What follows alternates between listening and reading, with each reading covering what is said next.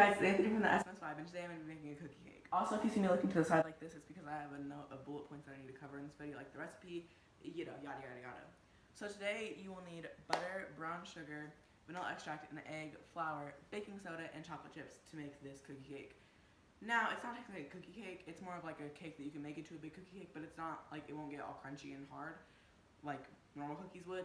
It'll stay, like, soft, like a cookie cake will. So the first thing you're going to want to do is preheat your oven to 350 and put parchment paper on a pan of your choice. The first step of this recipe is that you're going to be beating all of your butters and sugars together. Now there's brown sugar and white regular sugar, and then the only butters is obviously regular butter. Don't know why I said butters, but you get the point.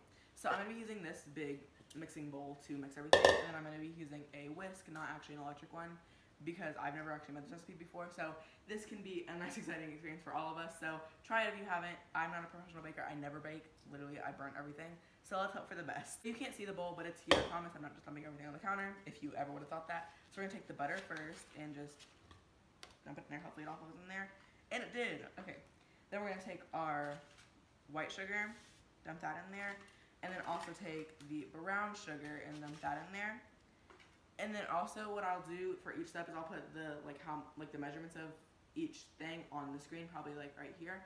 So yeah, if you're gonna be looking for that. I'm just gonna cut to whenever this is all mixed because it's probably gonna take a minute. So I'll be right back. So I'm back, and it didn't take that long. It only took a couple minutes, and it should look something like this. If you can see it. Oh, don't fall out. But yeah, it should look something like this. Oh my goodness. So this is taking a turn already because I forgot the egg and the vanilla extract by accident. So we're just gonna add it and hope for the best. So don't listen to what I said a second ago. It should not look like this. So I'll be back after I add those two things that I forgot. Okay, so I'm back over that catastrophe, and I actually added all the ingredients that are supposed to be in there. So it should look something like this, more of like along the lines of like a runny mustard situation, kind of just like a lighter mustard.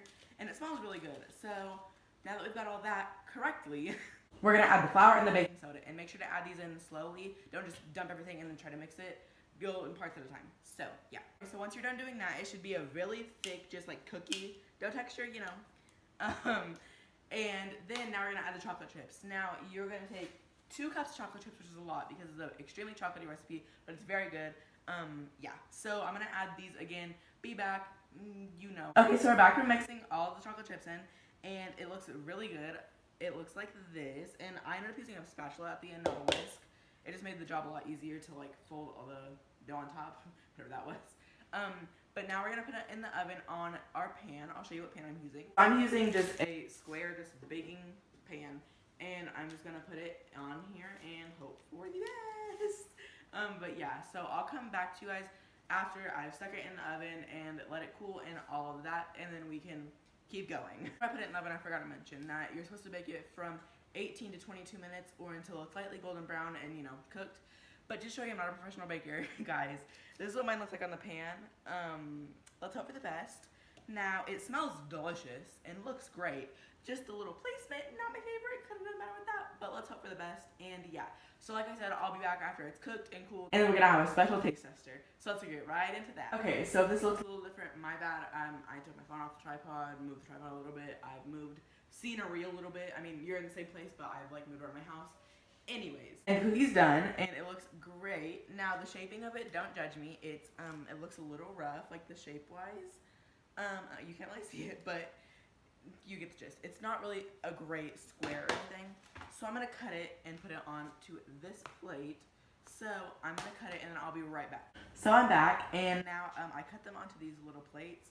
Now this is really just for presentation. You can honestly just leave it on the baking sheet, and this is still a cookie cake technically. It's just cut up into pieces like a regular cookie. And I know square is kind of weird shape, but there was nothing else to really cut it into. So yeah. And now we're gonna have our special guest now.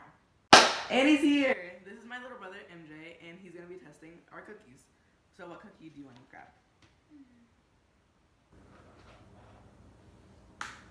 I'll let you do your thing, mister.